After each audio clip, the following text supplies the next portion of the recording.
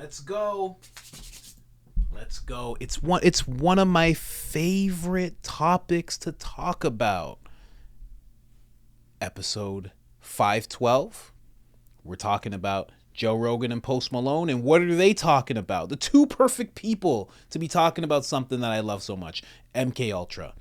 And Post Malone says something very, very like wow, like whoa, like whoa, easy. He gets a little paranoid about talking about this topic. And he makes sure to let people know that he knows nothing about this topic and allows Joe Rogan to take the reins and speak about it. But when he reacts like this, it only tells me that he knows so much about it. Now, what I'm going to do after I play this clip of him and Joe talking is I'm going to show you some examples of what people have been hinting towards being some kind of mind control. Now, we don't have any proof of that. You know, when you're dehydrated, wild things happen. When you're exhausted, wild things happen. And believe me, when you're in front of a camera, you know, sometimes you lose your footing completely. So, just putting that out there really quick. So I'm going to show you those clips afterwards. And the reason I'm showing you this is maybe he knows much more than he's leading on.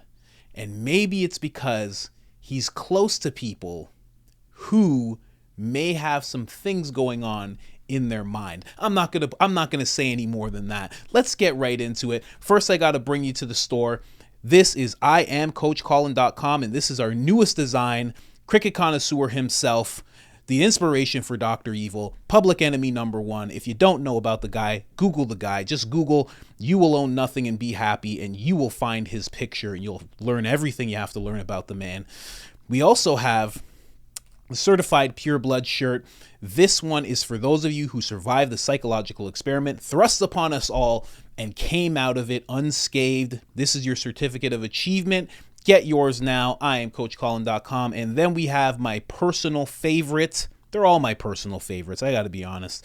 But this one is the Great Resist. Do not join the Great Reset. Join the Great Resist instead. And of course, we have the original, the one that changed it all, the one I wear on a daily basis, Soul Not For Sale.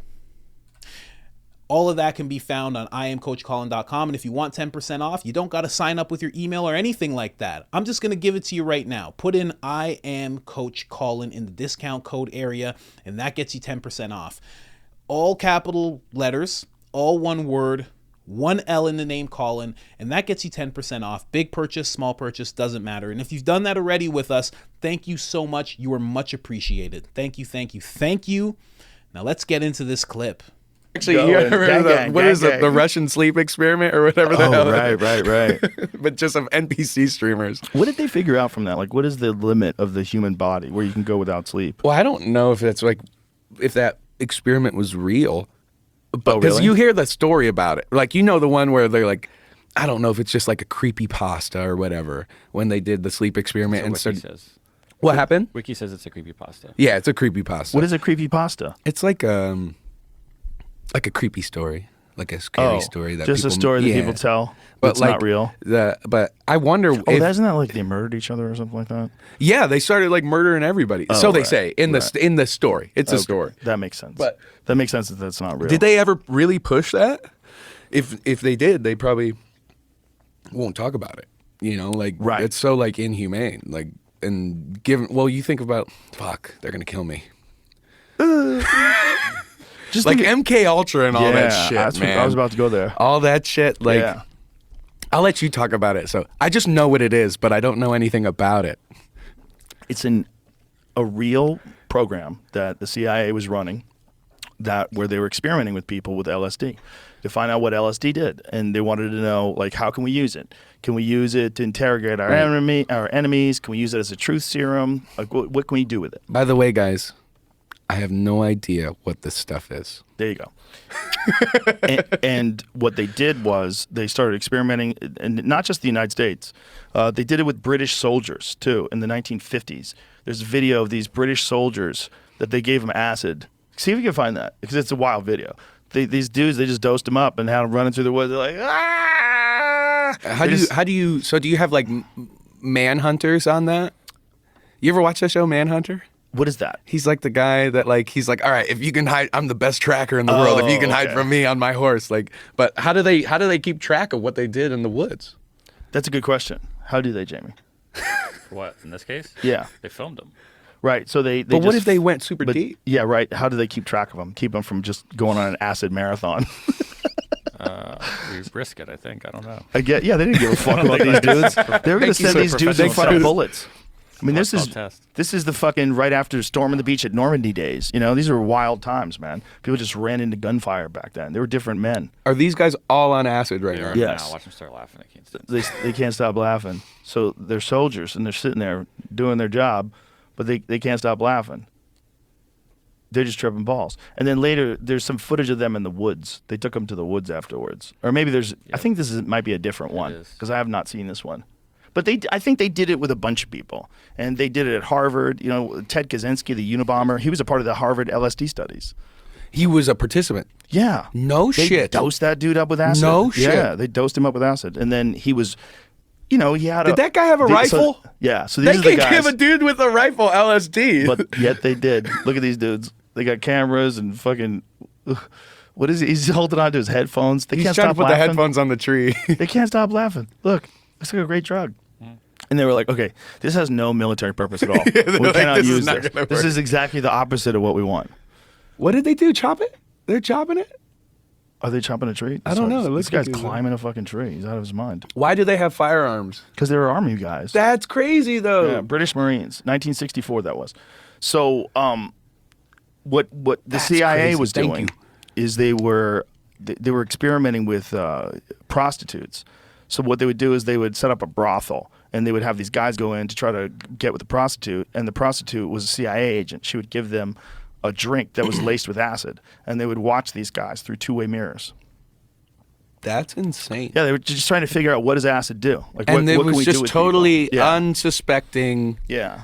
And then there's mind control experiments. There's definitely something going on with Charles Manson, and that's the Tom O'Neill book, Chaos. It's a great book about MK Ultra and the role that these guys that were running that program, that they interacted with Manson. They interacted with him in prison, and they think that they might have been the people that were supplying him with the acid, or he was using it to manipulate those kids.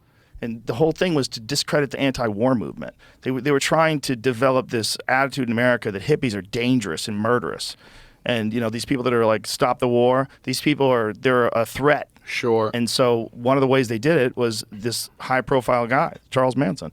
And they take this guy and they taught him how to run a fucking cult when he was in prison, most likely. They definitely... What was he in prison for beforehand? Oh, he's been in prison his whole life. His whole life. Where's he from? That's a good question. I don't know where Manson was from. Thank you. But the book, Chaos, I can't recommend it enough. It's fucking incredible. The guy worked on it for 20 years. I've talked about it 100 times on the podcast. If you listened to it before, I'm sorry. But that guy who was my friend Greg's neighbor, my friend Greg Fitzsimmons, he was this guy's neighbor like 20 years ago, and he was working on this. And he got hired to write a story about the anniversary of the Tate LaBianca murders. And when he got hired to write that story, he started finding all these inconsistencies in the story. And so he started doing like real journalism. And it just like, he went on a deep dive, like way too long. And he wrote it for 20 fucking years. Yeah. And finally, they got together, they helped him with an editor, and they put it all together, and they put together this book. This book is insane. It's insane. Yeah, dude. It's, I don't know. That's such a crazy, it's so crazy. And the thing about, I don't know if it's harder to like pull the wool over people's eyes now rather than then. Does that make sense? Yeah, I don't know either. Because there's so many different, like we were talking about the news. Yeah. You know, you go on the news and you get caught in this, it's like a perpetual, it's a wheel, you know what I mean? And you just keep getting, especially now due to the algorithms that we have, you just keep getting fed the same information to like perpetuate what you want to learn about and what they want you to know about. But back then, it wasn't as accessible. So I wonder if it was harder back then to like trick the populace into believing something than it is now. I think it was probably easier because I think they probably had more respect for institutions because they didn't have the access to them that we have now. I think that you could easily do whatever you wanted because people wouldn't even know. But how would you know? Imagine a world where what you had to do, I'm about to show some of these possible MK Ultra clips, but imagine a world where the only way for you to be an informed citizen is for you to get the newspaper and read it.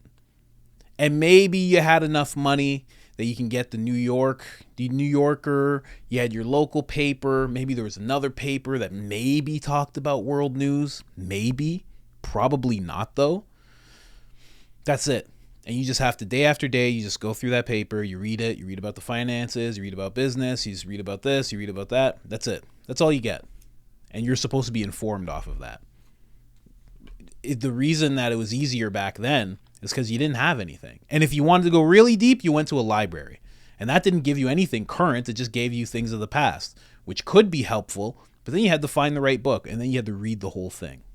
Crazy. And then you had your family on top of that. You had your kids. You had your dog. You had all the stuff you got to deal with. So 100% easier to trick people, manipulate people, push people back then than it is now. Because think about it now. Someone who just, knowing what you know now about newspapers, which is mainstream media, and how they twist and pull and mess around with stories, how they push narratives. And then that was the only way for you to stay informed. And you didn't even know that they could push narratives. You didn't even know that was a thing they could do. You didn't even know they could spin a story. You didn't actually believe that they'd leave things out because there was integrity in those institutions. So you wouldn't even think of that. You'd think, well, they're telling me everything I need to know about the government, everything I need to know about business, everything I need to know about Wall Street, the people, like, crazy. Absolutely crazy. Think about somebody like that now, what you think of someone like that now. They get all their news just from the newspaper.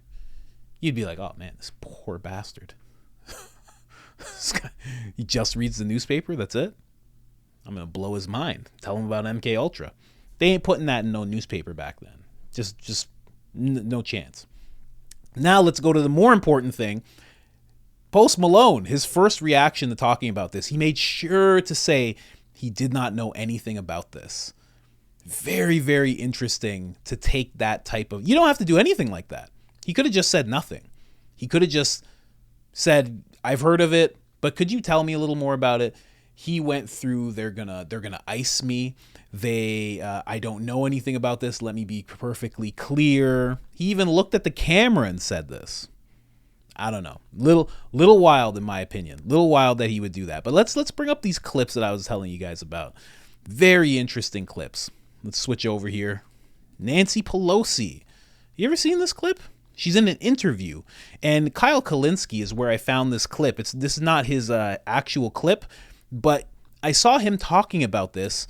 He's a leftist, non-conspiratorial person, and even he was like, it's like her whole brain reset and went back to the starting point of the conversation. Listen to this. Voting the day that we lost Ruth Bader Ginsburg. But to be clear, you're not taking any arrows out of your quiver. You're not ruling anything out. Good morning. Sunday morning. We have a responsibility. We take an oath to protect and defend the Constitution of the United States. Good morning. Sunday morning. We have a responsibility. We take it. Okay, let's go to the next clip. So that was weird, right? She literally said good morning, Sunday morning. Like it just started over again. Very interesting. And the guy who was listening, even he was like, what's happening? What's going on now? That was just one glitch. Everybody knows about this one. This is a famous one. Even Anderson Cooper is covering this one. He's actually making fun of this. This is Al Roker. Al Roker just freezes for a certain amount of time. Here, let's go into it. He hears the words Holy Ghost and just kind of freezes. Here. Between yes, the bodies exactly. in junior high. Yes, like they say in Catholic school, leave room for the Holy Ghost. Anyway, there is a lot of memories today, actually. It's a big day in music history. 35 years ago today, Elvis Presley passed away, the king of rock and roll. And as Mark Cohn says in his great song, Walking in Memphis, there's a pretty little thing waiting for the king down in the jungle room. Natalie Morales. That was a very long one. Very, very long one. Even Anderson Cooper was like, what? If you don't know who this lady is here, her name is Wendy Williams. She was a TV show host. Someone who started speaking against, I don't even know how to phrase it. She started speaking against the agenda, I guess you can say. Not in a wild way, but just in her own way of almost trying to get her own sovereignty away from the networks and whatnot. And this happened to her while she was doing her show. On air. It's time for our How You Doing Halloween costume contest. We do it every year. It's always a lot of fun. Let's get started. Our first caress.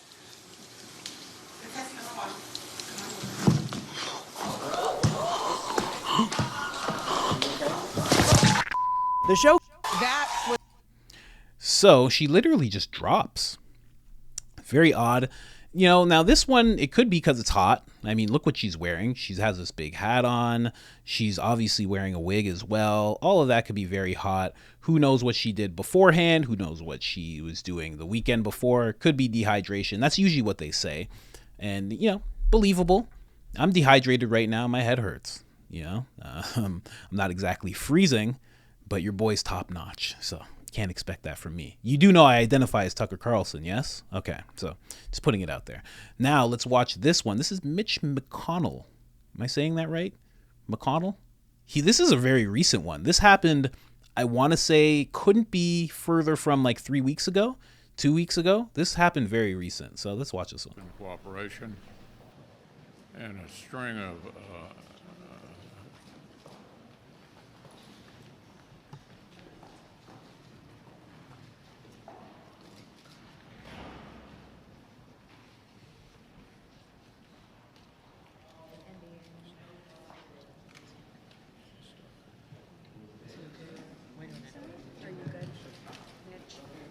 Okay, Mitch? Anything else you want to say, or should we just go back to your office? Do you want to say anything else to the press?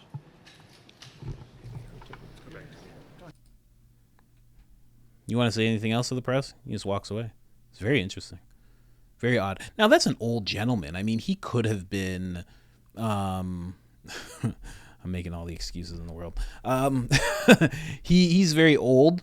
So it could have just been one of those things that happens as you get elderly. Same with Nancy Pelosi, right? Who knows? But it's just very interesting that happens. Now, this is Draymond Green. He is on the right of the screen here, but you'll notice who it is because one will be talking and one will be completely frozen. Here you go. What's this entire season been like for you? You get hurt at times. At one point, maybe you were thinking, maybe you were even willing to accept that you might have gotten cut by the team. Yeah, a lot of ups and downs. A lot of ups and downs this year. But it's been a heck of a ride, to be honest. I really can't complain. Yeah, I was I was a little down when I found out I was injured and I had to have surgery again, or with another knee. But at the end of the day, I have amazing teammates.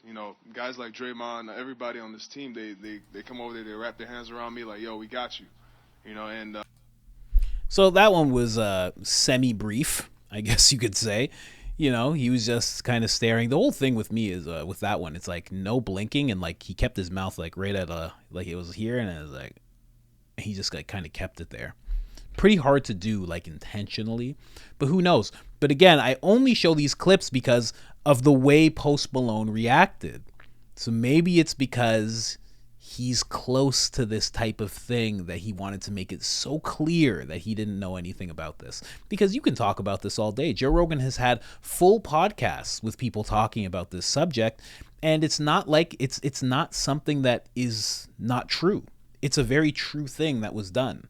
They had to figure out how they could bend certain people's minds to their will.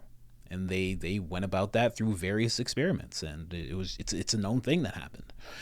Also, an odd thing I was watching a cartoon because me and my wife were watching something, and there's a point where Charles Manson, I think he meets Eric Clapton in this cartoon. I don't know if it's The Simpsons or what, but it was funny because she brought up how he was a part of those experiments, and then I was bringing up Laurel Canyon and how a lot of rock stars from that era. No, it was Jim Morrison.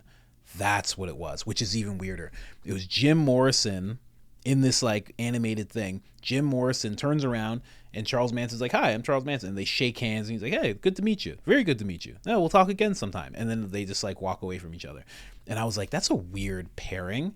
And she's like, "Well, he was a part of those experiments." And I was like, "Oh yeah, the Laurel Canyon thing." Because Jim Morrison's dad was, I believe, in the CIA or some like military person. And it was said that a lot of rock stars were put in a certain position to help the anti-war movement become uncredible.